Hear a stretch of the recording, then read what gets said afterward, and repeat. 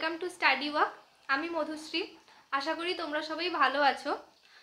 যারা আমাদের চ্যানেলকে নতুন দেখছো তাদের বলে রাখি, আমরা এখানে কমার্স রিলেটেড বিভিন্ন টপিক নিয়ে আলোচনা করি। তোমরা যারা বোর্ড এক্সাম এবং বিকম গ্র্যাজুয়েশনের জন্য প্রিপারেশন নিচ্ছ, তোমরা আমাদের চ্যানেলকে ফলো করতে পারো। আমি প্রিভিয়াস ভিডিওতে শেয়ারের কিছু টপিক নিয়ে আলোচনা করেছিলাম। আজকে থেকে আমি অ্যাকাউন্টসের বেসিক কনসেপ্ট স্টার্ট করছি। আজকে যে কনসেপ্টটা স্টার্ট করব সেটা হচ্ছে ডাবল এন্ট্রি সিস্টেম। চলো দেখা যাক এই কনসেপ্টটা কি। আজকে আমাদের টপিক হচ্ছে ডাবল এন্ট্রি সিস্টেম। এই ডাবল এন্ট্রি সিস্টেম কথাটা শুনতেই কিছু কি মাথায় আসে যে সিঙ্গেল এন্ট্রি সিস্টেম বলেও কিছু হয়? হ্যাঁ, সিঙ্গেল এন্ট্রি সিস্টেম বলেও কিছু হয়। ঠিক আছে, অ্যাকাউন্টসে বা বিজনেসে যে সমস্ত ট্রানজ্যাকশানগুলো হয়, যে ডে টু ডে ট্রানজ্যাকশানগুলো হয়, সেগুলোকে রেকর্ড করতে হয়।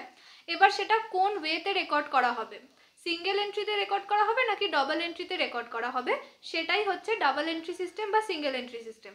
ঠিক আছে, সিঙ্গেল এন্ট্রি সিস্টেমে যদি কোনো অ্যাকাউন্টিং ট্রানজ্যাকশান রেকর্ড করা হয় তাহলে কিন্তু সেটা প্রপার ওয়েতে রেকর্ড করা হয় না।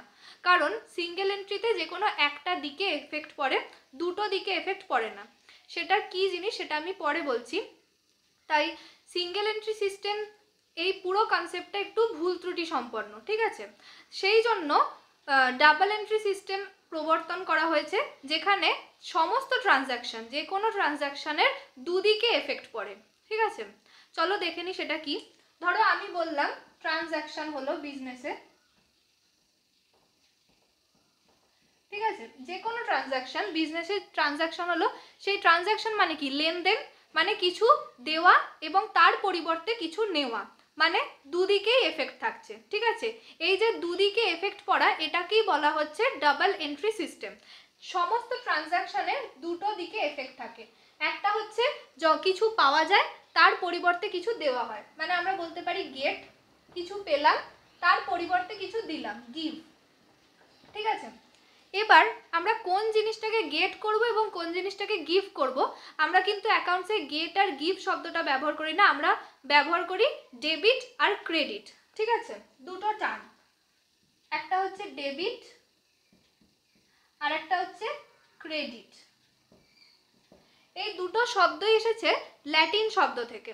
ডেবিট এসেছে ল্যাটিন শব্দ ডেবিটাম থেকে, আর ক্রেডিট এসেছে ল্যাটিন শব্দ ক্রেডিয়ার থেকে। ঠিক আছে, ডেবিট যে এসেছে ডেবিটাম থেকে, এটার মানে হচ্ছে কিছু পাওয়া। ঠিক আছে, পাওয়া গেছে এমন। আর ক্রেডিট এসেছে ক্রেডিয়ার থেকে, এটার মানে হচ্ছে ট্রাস্ট বা বিশ্বাস। ঠিক আছে, এটা এই হিসাবে ব্যবহার করা হয় যে ক্রেডিট মানে হচ্ছে কিছু দেওয়ার জন্য প্রমিস করা। ঠিক আছে, সেটাকেই বলা হচ্ছে ক্রেডিট, আর যেটা পাওয়া যায় সেটাকে বলা হচ্ছে ডেবিট। এবার সমস্ত ট্রানজ্যাকশানের কিছু অংশ ডেবিট হয় এবং কিছু একটা অংশ ক্রেডিট হয়। এবার কোন অংশটা ডেবিট হবে এবং কোন অংশটা ক্রেডিট হবে, এটার পিছনেও রুল আছে। কিন্তু সমস্ত রুল বলার আগে আমরা সাধারণ বুদ্ধি দিয়ে দেখি যে কোন জিনিসটা ডেবিট হতে পারে এবং কোন জিনিসটা ক্রেডিট হতে পারে।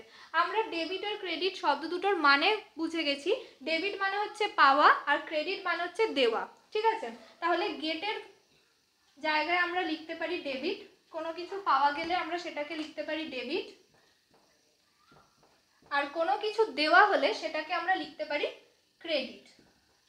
এবার ডাবল এন্ট্রি সিস্টেমে যে যতটা পোর্শন অ্যামাউন্ট ক্রেডিট হবে ততটা পোর্শন অ্যামাউন্টই কিন্তু ডেবিট হবে। আমি যদি কোনো অ্যামাউন্ট 10,000 ডেবিট করি তাহলে আমাকে 10,000ই ক্রেডিট করতে হবে, তবেই ডাবল এন্ট্রি সিস্টেমটা সার্থক হবে। ঠিক আছে, তবেই ডাবল এন্ট্রি সিস্টেমটা দুদিকে সমান এফেক্ট থাকবে। সব সময় এটা মনে রাখবে যে যতটা ডেবিট হয় ততটাই ইজ ইকুয়াল টু ক্রেডিট। ঠিক আছে, আমি কয়েকটা ট্রানজ্যাকশান এখানে লিখছি, সেই ট্রানজ্যাকশানগুলো দিয়ে দেখব যে ডেবিট কি হচ্ছে এবং ক্রেডিট কি হচ্ছে। ঠিক আছে, তো অ্যাকাউন্টসে আমরা বিজনেসের যে ডে টু ডে ট্রানজ্যাকশানগুলো হয় সেগুলো কিভাবে রেকর্ড করি সেগুলো আমরা দেখি। এবার এই যে অ্যাকাউন্টসে রেকর্ড করা হয় এটার পিছনে রুল আছে, দুটো রুল আছে, একটা হচ্ছে গোল্ডেন রুল আর একটা আমেরিকান রুল। এই দুটো রুল আমরা নেক্সট ভিডিওতে শিখবো, ঠিক আছে। এখন আমরা দেখব যে কোনো রুল ছাড়াই কিভাবে কোনো অ্যাকাউন্টকে সঠিকভাবে ডেবিট এবং সঠিকভাবে ক্রেডিট করা যায়, ঠিক আছে। চলো দেখে নিই। আমরা আগেই দেখে নিয়েছি যে ডেবিট মানে হচ্ছে কোনো কিছু পেলে সেটাকে বলা হচ্ছে, কোনো কিছু পেলে সেটাকে আমরা করি ডেবিট, সেটা কোনো বস্তু হতে পারে, ঠিক আছে। কি কি পাওয়া যেতে পারে সেটা আমরা বলে দিচ্ছি। আর কোনো কিছু দিলে সেটাকে আমরা ক্রেডিট করতে পারি, ঠিক আছে। কোনো বস্তু আমরা পেতে পারি থিংস, ঠিক আছে। এবার এই থিংস দু রকম হতে পারে, একটা হচ্ছে গুডস আর একটা হচ্ছে অ্যাসেট, ঠিক আছে। দু রকম হতে পারে, গুডস কিনতে পারে কেউ বা গুডস বিক্রিও করতে পারে, মানে দিয়েও দিতে পারে। আবার কোনো অ্যাসেট কেউ নিতেও পারে, আবার অ্যাসেট কেউ দিয়েও দিতে পারে, ঠিক আছে। আর কি নেওয়া যেতে পারে, আর হচ্ছে সার্ভিস, ঠিক আছে। সার্ভিস কেউ নিতে পারে, আবার সার্ভিস দিয়েও দিতে পারে, ঠিক আছে। তার মানে সমস্ত জিনিসকেই আমরা ডেবিটও করতে পারি, আবার ক্রেডিটও করতে পারি, দিয়েও দিতে পারি, আবার নিয়েও নিতে পারি। এবার আমি এখানে 4টে ট্রানজ্যাকশন লিখেছি, সেই 4টে ট্রানজ্যাকশন দিয়ে দেখব যে কোন অ্যাকাউন্টকে ডেবিট করা হচ্ছে, কোন অ্যাকাউন্টকে ক্রেডিট করা হচ্ছে। এটা কিন্তু কোনো রুল দিয়ে করব না, একদম বেসিক নলেজ দিয়ে করব, যে দেওয়া মানে হচ্ছে ক্রেডিট করা আর কোনো কিছু পাওয়া মানে হচ্ছে ডেবিট করা। চলো সেগুলো দেখে নিই। আমাদের প্রথম যে ট্রানজ্যাকশনটা দিয়েছি, বিজনেস স্টার্টেড উইথ 50,000 ক্যাশ, এর মধ্যে থেকে আমাদের দুটো অ্যাকাউন্ট চুজ করতে হবে। একটা অ্যাকাউন্ট তো আমরা পেয়ে গেলাম ক্যাশ, ঠিক আছে, একটা অ্যাকাউন্ট পেয়ে গেলাম ক্যাশ। আর একটা অ্যাকাউন্ট কি হবে, সেটা হচ্ছে ক্যাপিটাল, কারণ বিজনেসে টাকা ইন্ট্রোডিউস করলে সেটাকে বলা হয় ক্যাপিটাল ইন্ট্রোডিউস করা, তাই ক্যাপিটাল। এবার আমরা দেখব যে কোনটা পাচ্ছি আর কোনটা দিচ্ছি, ঠিক আছে। এর মধ্যে পাচ্ছি কোনটা, আমার বিজনেস, মানে আমি বিজনেসের দিক দিয়ে সবসময় ভাববো যে বিজনেস, সেই বিজনেস কি পাচ্ছে, ক্যাশ পাচ্ছে, তার মানে ক্যাশটা ডেবিট হচ্ছে, ঠিক আছে। তার মানে ক্যাশ হবে হচ্ছে ডেবিট। আর সে কি দিচ্ছে, পরিবর্তে কি দিচ্ছে, সে ক্যাপিটাল দিচ্ছে, মানে আমি যে ক্যাশটা বিজনেসে ঢাললাম সেই ক্যাশটা বিজনেসকে কি দিচ্ছে, ক্যাপিটাল দিচ্ছে, সেই জন্য ক্যাপিটাল হবে হচ্ছে ক্রেডিট, ঠিক আছে। এটা কোনো রুল দিয়ে নয়, আমি একদম নর্মাল বা জেনারেল সেন্স দিয়ে বলছি, ঠিক আছে। কোনো কিছু পেলে সেটাকে করা হয় ডেবিট, মানে এখানে ক্যাশ পাওয়া যাচ্ছে বলে এটাকে ডেবিট করা হচ্ছে, আর ক্যাপিটাল দেওয়া হচ্ছে তাই এটাকে ক্রেডিট করা হচ্ছে। এবার ট্রানজ্যাকশনটাকে রেকর্ড কিভাবে করা হয়, একটা ফরম্যাট থাকে কোনো জার্নাল রেকর্ড করার ক্ষেত্রে, সেটা আমরা পরে যখন রুল করব তখন আমরা শিখব। এখন আমি জাস্ট দেখিয়ে দিচ্ছি কিভাবে করা হয়। এই যে ক্যাশ অ্যাকাউন্ট ডেবিট আর ক্যাপিটাল অ্যাকাউন্ট ক্রেডিট হলো, এটা লিখবো কিভাবে, এইভাবে লেখা হয়। আচ্ছা দেখিয়েই দিই, এরকম থাকে, ঠিক আছে, এরকম ছক টানা হয়। এটা হচ্ছে পার্টিকুলার্স, এখানে থাকে ডেট, এখানে থাকে অ্যামাউন্ট, দুটো অ্যামাউন্ট, আর একটা হচ্ছে লেজার ফোলিও। এখানে লিখতে হয় in the books of dash, যে বিজনেস সেই বিজনেসটার নাম লিখতে হয়। এখানে থাকে হচ্ছে ডেট, পার্টিকুলার্স, লেজার ফোলিও, এটা হচ্ছে একটা অ্যামাউন্ট, এটা হচ্ছে ডেবিটের অ্যামাউন্ট, আর এটা হচ্ছে আরেকটা অ্যামাউন্ট, এটা হচ্ছে ক্রেডিটের অ্যামাউন্ট। তো এখানে কোনো ডেট নেই, সেই জন্য আমি ডেটের ঘরে সিরিয়াল নাম্বারটা দিয়ে দিচ্ছি 1। তো এখানে বিজনেস স্টার্ট করেছি ক্যাশ দিয়ে, এটা জার্নাল আমরা কি পেলাম, ক্যাশ অ্যাকাউন্ট ডেবিট হবে এবং ক্যাপিটাল অ্যাকাউন্ট ক্রেডিট হবে। এটা লিখবো কিভাবে, এইভাবে লেখা হয়, cash account debit, capital account যে ক্রেডিট হবে সেটা এইভাবে লেখা হয়, একটু সরিয়ে, টু ক্যাপিটাল অ্যাকাউন্ট। এখানে টু ক্যাপিটাল অ্যাকাউন্ট মানেই সেই অ্যাকাউন্টটাকে ক্রেডিট বোঝাচ্ছে, এখানে আলাদা করে ডেবিটের মতো আর ক্রেডিট লিখতে হয় না। তো অ্যামাউন্ট, দুটোর অ্যামাউন্টই সেম হবে, আমি বলেছি আগে যতটা অ্যামাউন্ট ডেবিট হবে ততটা অ্যামাউন্টই ক্রেডিট হবে, তাই 50,000 ক্যাশ ডেবিট, 50,000 ক্যাপিটাল ডেবিট। এবার এই যে ক্যাশ টু ক্যাপিটাল জার্নালটা করলাম, এটার নিচে লিখতে হয় যে এটা কোন পারপাসে করা হয়েছে। আমি যদি হঠাৎ করে আমার অ্যাকাউন্টসের রেজিস্টারটা খুলে যদি এই এন্ট্রিটা দেখি, এটা আমি বুঝতে পারবো না যে এটা কেন করা হয়েছে, সেই জন্য এর নিচে একটা ন্যারেশন লিখতে হয়, একটা স্টেটমেন্ট লিখতে হয় যে এই যে ক্যাশটা ইন্ট্রোডিউস করেছে এটা কি পারপাসে ইন্ট্রোডিউস করা হয়েছে, সেটা এইভাবে লিখতে হয়, being capital introduced in business, ঠিক আছে। আমি আজকে এত ডিটেলসে যাচ্ছি না, আজকে আমি ডাবল এন্ট্রি সিস্টেমের কনসেপ্টটা তোমাদের কাছে ক্লিয়ার করে দেবো। তাই আমি একটার ফরম্যাট দেখিয়ে দিলাম যে কিভাবে জার্নাল করতে হয়, বাকিগুলো আমি শুধু জার্নাল বলে দিচ্ছি, ঠিক আছে। পরের এন্ট্রিটা কি বলেছে, fixed assets purchased for 10,000 rupees in cash. এই ট্রানজাকশনটার মধ্যে থেকে আমাকে দুটো অ্যাকাউন্ট সিলেক্ট করতে হবে। প্রথমে একটা অ্যাকাউন্ট তো আমরা পেয়ে গেছি ক্যাশ, আর একটা অ্যাকাউন্ট পেয়ে গেছি ফিক্সড অ্যাসেট, ঠিক আছে, কোনো অ্যাসেট কিনছে ক্যাশেতে, ঠিক আছে। এই অ্যাকাউন্ট দুটোর মধ্যে আমি দেখব যে কোনটা ডেবিট হচ্ছে আর কোনটা ক্রেডিট হচ্ছে। প্রথমেই দেখব আমি কি পাচ্ছি, এখানে ফিক্সড অ্যাসেট কিনছি মানে ফিক্সড অ্যাসেট পাচ্ছি, তাই ফিক্সড অ্যাসেট অ্যাকাউন্ট ডেবিট হবে।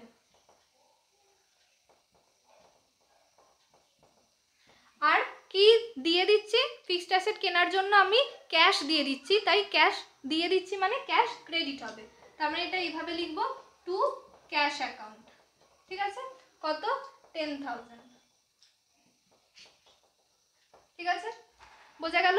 পরের জার্নালটা আমরা দেখি। পরের ট্রানজাকশনটা কি বলেছে, goods purchased in cash for 15,000 rupees. এখানে একটা কথা বলে রাখি, অ্যাকাউন্টসে যখন গুডস রিলেটেড কোনো এন্ট্রি থাকে তখন সেটা গুডস অ্যাকাউন্ট বলে রেকর্ড করা হয় না, সেই গুডসটা কোন পারপাসে ইউজ করা হয়েছে সেই অ্যাকাউন্টের নামটা দিয়ে রেকর্ড করা হয়। যেরকম এখানে গুডসটা পারচেস করা হয়েছে, সেই জন্য আমরা এটাকে পারচেস অ্যাকাউন্ট বলে রেকর্ড করব, গুডস অ্যাকাউন্ট বলবো না।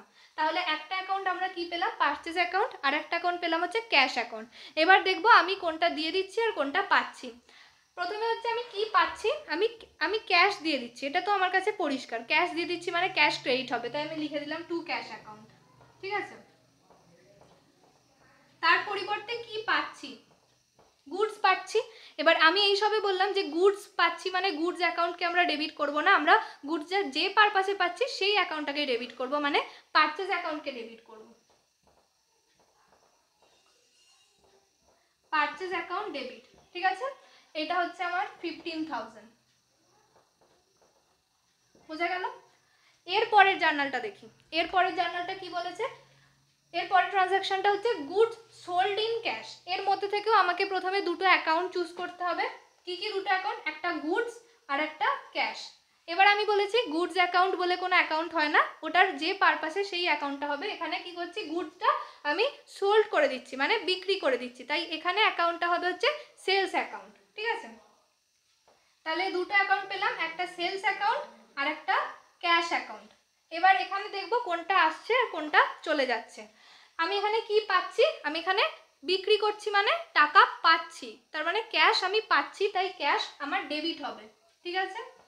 তাই ক্যাশ অ্যাকাউন্ট ডেবিট করলাম।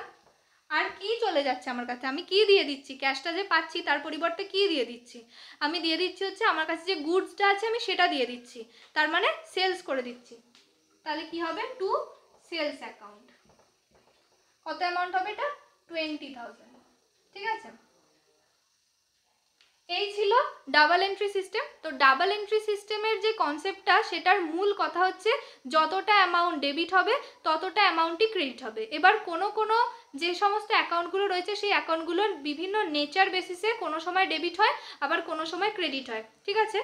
এটা আমি আজকে যে জিনিসটা করালাম সেটা কোনো রুলসের বেসিসে নয়, এটা একদম জেনারেল নলেজের বেসিসে, যে ডেবিট মানে তো কোনো কিছু পাওয়া আর ক্রেডিট মানে কোনো কিছু দিয়ে দেওয়া, তাই সেটার ভিত্তিতে কিভাবে ট্রানজাকশনগুলোকে ডাবল এন্ট্রিতে কনভার্ট করা যায় সেটা আমরা আজকে দেখলাম, ঠিক আছে। পরের দিন আমি দুটো রুল শেখাবো, একটা হচ্ছে গোল্ডেন রুল বা ব্রিটিশ রুল, আর একটা হচ্ছে আমেরিকান অ্যাপ্রোচ বা মডার্ন রুল। সেই দুটো রুলের ভিত্তিতে কিভাবে এই সমস্ত জার্নালগুলো অ্যাকাউন্টসে রেকর্ড করা হয় সেগুলো আমরা পরের দিন দেখবো, ঠিক আছে। তো আজকের জন্য এইটুকুই, তোমরা সবাই ভালো থেকো, সবাই বাড়িতে থেকে পড়াশোনা করো, আমাদের চ্যানেলকে তোমরা ফলো করো, চলো বাই।